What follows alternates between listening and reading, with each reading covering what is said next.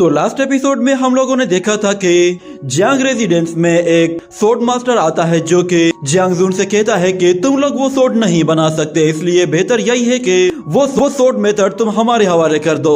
पर जियांग जून उसे वो सोर्ड मेथड देने को बिल्कुल भी तैयार नहीं थी और वो मजबूरन फिर सेल्फ डिस्ट्रक्शन टेक्निक का इस्तेमाल करती है, जिससे वो खुद को ही मारने की कोशिश करती है। पर शुयान वहाँ पे आके सब कुछ रोक देता है और उन सभी वॉरियर्स को खत्म करके जियांग जून की उस सेल्फ डिस्ट्रक्शन टेक्निक को भी रोक देता है और उसके लिए वो सारी सोर्स एक साथ रिफाइन करके उसके हार्ट के साथ कनेक्ट कर देता है। और दूसरी तरफ उस सोर्ड मास्टर की बॉडी के अंदर 4 सोर्ड्स घुसा देता है, जिससे वो काफी बुरे तरीके से इंजर्ड हो जाता है। और फिर अगले सीन में हमें दिखाया जाता है कि वही सोर्ड मास्टर उन 4 सोर्ड्स के साथ अपने मास्टर के पास वापस आ जाता है और उसका मास्टर कहता है कि ये तुम क्या कह रहे हो, जियांग फैमिली अभी तक जिंदा है और तुम मेरा वो सोल रिफाइनिंग मेथड भी नहीं लेकर आए, और ऊपर से वो मिनरल वेंट्स और वो सोर्ड टॉम वो भी अभी भी उनके पास हैं। आखिर तुम वहाँ पे करने क्या गए थे? तो उसका डिसाइपल कहता है कि मास्टर शुयान की स्ट्रेंथ बहुत ही ज्यादा है, मैं उसका मुकाबला नहीं कर सकता।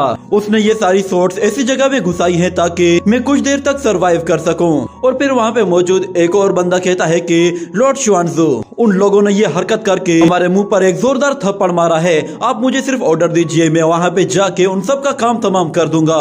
पर शुआनजू कहता है कि उन्होंने न सिर्फ हमारे चेहरे पे थप्पड़ मारा है बल्कि उन्होंने हमें अपने पैरों तले रौंद दिया है और मैं ये बिल्कुल भी बर्दाश्त नहीं करूंगा।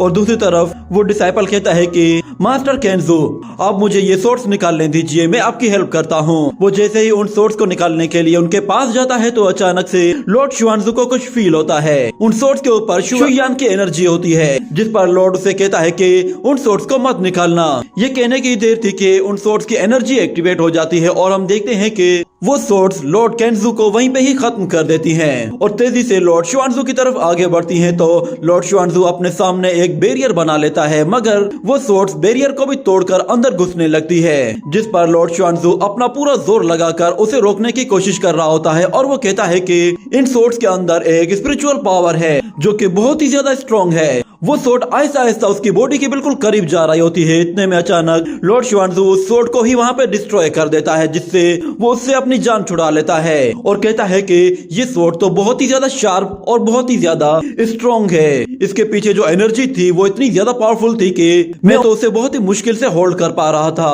अगर थोड़ी सी भी देर हो जाती तो ये मेरी बॉडी को चीरते हुए निकल जाती। और ऊपर से इस सोर्ड का मटेरियल भी काफी बेकार है। मेरी किस्मत अच्छी है कि मैंने इसे डिस्ट्रॉय कर दिया है। इतने में अचानक वहाँ पे कुछ हलचल होती है और एक दीवार पे हमें कुछ क्रैक्स दिखाई देते हैं, जिसे देखकर लॉर्ड शुआनजू कहता है कि जियान गुओ ने मुझे बताया था कि मास्टर जियान बहुत ही जल्द अपनी कल्टीवेशन से बाहर आने वाले हैं। ये कहने के साथ ही ये सीन यहीं पे कट हो जाता है। अगले सीन में हम लोग एक और मास्टर को देखते हैं जिसका नाम जियान होता है और शुआनजोन उसके आगे घुटनों पर झुका हुआ होता है और कहता है कि मैं शर्मिंदा हूँ मास्टर। तो उसका मास्टर कहता है कि जरा यहाँ पे आओ और आकर देखो कि ये पत्ते इस फ्लावर से कैसे टूट रहे हैं। वो उसे एक सोर्ड के बारे में बताते हुए कहता है कि उस सोर्ड का हैंडल ही इतना ज्यादा पावरफुल है कि वो अच्छों की छुट्टी कर सकता है, मगर मुझे लगता है कि शायद मैंने तुम्हें सिलेक्ट करके बहुत बड़ी गलती कर दी है, क्योंकि तुम एक नंबर के झूठे हो। तुमने मुझे बताया भी नहीं कि तुम लोगों ने मेरी सोर्ड गुम कर दी है और वो सोर्ड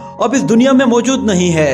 ये बातें सुनकर लॉर्ड शुआनजू बहुत ज्यादा डर जाता है और कहता है कि ये सारी मेरी मिस्टेक है, मुझे इसके लिए पनिशमेंट दीजिए क्योंकि मैंने अपना काम ठीक से नहीं किया। पर उसका मास्टर उस फ्लावर की खुशबू सूंघ रहा होता है और उसे कोई जवाब नहीं देता। ये देखकर लॉर्ड शुआनजू अपना एक डेगर बाहर निकालकर अपनी ही टांग में घुसा देता है, पर लॉर्ड शुआनजू उसे कोई रिस्पॉन्स नहीं देता, जिस पर वो एक और नाइफ निकालता है, उसे भी अपनी टांग में घुसा देता है, जिससे उसे काफी तकलीफ होती है और उसके मुंह से भी खून निकल आता है। मगर उसके मास्टर का उस पर कोई भी रिस्पॉन्स न आने पर वो एक और चाकू निकालता है और उसे अपने कंधे में घुसा देता है। इसी तरह फिर वो खुद को पनिश करने के लिए एक और चाकू निकालकर अपनी आंख में घुसाने ही वाला होता है कि अचानक उसका मास्टर कहता है कि जियांग फैमिली की सोर्ड सोल बन चुकी है। तो शुआनजू कहता है कि हाँ मास्टर, आप बस मुझे हुक्म दीजिए, मैं सोर्ड लेकर आपके पास आ जाऊंगा। वो लोग इतने भी ज्यादा ताकतवर नहीं है, मैं उन्हें बहुत ही आसानी से हरा सकता हूँ। ये कहने के बाद उसका मास्टर जैसे ही कप रखता है तो उसकी सर्वेंट शुआनजू के पास आकर उसे जोर से थप्पड़ मारती है और कहती है कि बेवकूफ,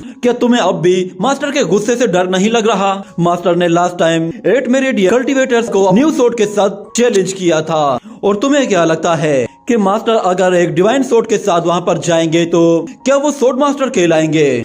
तो मास्टर जियान कहता है कि मैंने सोर्ड सेंट रियलम से भी ब्रेक थ्रू कर लिया है। इतने में उसकी सर्वेंट कहती है कि मास्टर आप बिल्कुल बेफिक्र हो जाएं, सोर्ड कॉन्फ्रेंस बहुत ही जल्द शुरू होने वाली है और उससे पहले ही मैं आपके लिए वो स्पिरिट सोर्ड ला कर दूंगी जिससे आप फिर से इस फेरी वर्ल्ड पे राज करेंगे। तो उसका मास्टर कहता है कि अब वक्त आ चुका है कि अब सारा खेल फिर से शुरू किया जाए और अब मुझे लगता है कि जियांग फैमिली के लिए ये कॉन्फ्रेंस आखिरी कॉन्फ्रेंस होने वाली है। इसके बाद वो लोग कभी भी किसी भी कॉन्फ्रेंस में जाने के लायक ही नहीं रहेंगे। जिसके बाद अगले सीन में हम लोग जियांग जुन को देखते हैं, वो अपनी सोर्ड्स के साथ प्रैक्टिस कर रही होती है। मास्टर शुयान ने उसे एक डीमन प्रैक्टिस के लिए दिया हुआ होता है ताकि वो उसके ऊपर प्रैक्टिस कर सके। वो डीमन इतना ज्यादा स्ट्रॉन्ग होता है कि उस पर सोर्ड्स का भी कोई असर नहीं होता। तो जियांग जुन जैसे ही अपनी 2 सोर्ड्स उसकी तरफ थ्रो करती है तो वो उन दोनों सोर्ड्स को पकड़ लेता है, मगर फिर जियांग जुन अपनी कुछ और सोर्ड सीधा उसकी तरफ थ्रो करती है, मगर वो डीमन बहुत ही आसानी से उन सोर्ड्स को रोक लेता है और अपनी एनर्जी से वापस से उन्हें पीछे धकेल देता है। ये देखकर जियांग जुन कहती है कि चलो अब मेरा मूव देखो।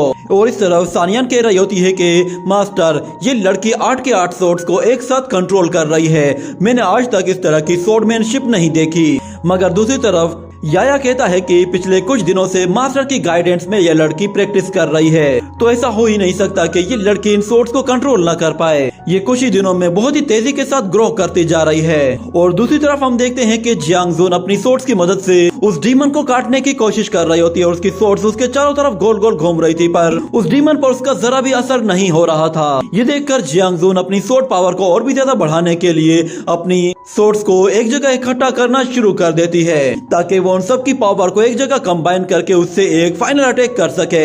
जिसके बाद वो उस डीमन की तरफ तेजी से आगे बढ़ती है और उसके पास पहुंचते ही अपनी सोर्ड से उस पर एक जबरदस्त एनर्जी अटैक करके उसकी बॉडी पे हल्का सा डैमेज कर देती है, मगर वो डीमन खुद को दोबारा से हील कर लेता है। जियांग जुन की सोर्ड स्किल्स को देखकर सानियान भी काफी सरप्राइज होती है और वो कहती है कि ये लड़की तो बहुत ही तेजी के साथ सोर्ड स्किल्स को सीखती जा रही है। जिस पर याया कहता है कि अगर मास्टर चाहे तो ये इस इमोर्टल वर्ल्ड की सबसे पावरफुल वॉरियर बन सकती है। तो सानियान कहती है क्या ये किसी के साथ सोर्ड फाइट कर सकती है, पर खैर जाने दो। ये लड़की सोर्ड्स मिलने के बाद काफी खुश है और मुझे ऐसा लग रहा है कि जैसे सारे ही सोर्ड स्किल्स पहले से ही इसकी बॉडी के अंदर मौजूद हैं, ये बस उन्हें यूज करती जा रही है। मुझे तो ऐसा लग रहा है कि जैसे वो बस अपनी इंस्टिंक्ट को फॉलो कर रही है, उसका दिल उसे जो करने के लिए कहता है वो वैसा ही करती जा रही है। इतने में हम देखते हैं कि मास्टर जियांग वहाँ पे आ जाता है। वो काफी ज्यादा उदास होता है, जिसे देखकर उसकी बेटी फौरन से उसके पास आ जाती है और कहती है कि फादर आपको हुआ क्या है, आप इतने उदास क्यों हैं, क्या कोई मसला है।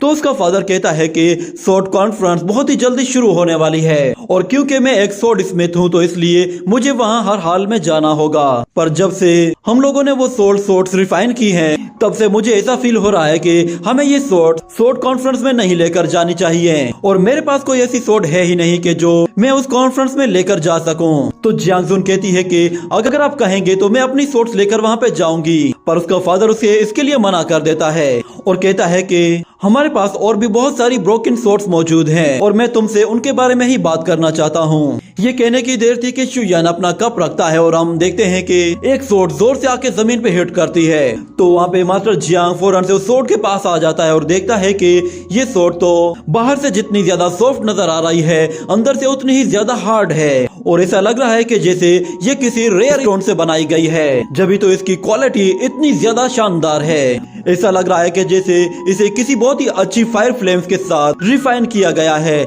ऐसी फायर फ्लेम जो कि आज से हजारों साल पुरानी है। लगता है कि जैसे ये कोई हेवन सोर्ड हो। ये कहते ही वो वहीं पर ही गिर जाता है। तो उसकी बेटी फौरन से उसके पास आती है और कहती है कि फादर क्या हुआ है आपको। तो मास्टर जियांग की ये हालत देखकर याया कहता है कि लगता है कि इस आदमी ने आज से पहले इतनी अच्छी सोर्ड कभी देखी ही नहीं और पता नहीं मास्टर शुयान ने इसे ये सोर्ड क्यों दी है। ये तो इस सोर्ड को देखते ही बेहोश हो गया है और फिर अचानक वहाँ पे स्नो फॉलिंग होना शुरू हो जाती है, जिस पर वो लोग थोड़ा सा हैरान हो जाते हैं और शुयान कहता है कि टाइम आ चुका है। जिस पर सानियान कहती है कि मास्टर आप क्या कहना चाहते हैं। तो शुयान कहता है कि अब घर जाने का वक्त है, न्यू ईयर सेलिब्रेट करना है।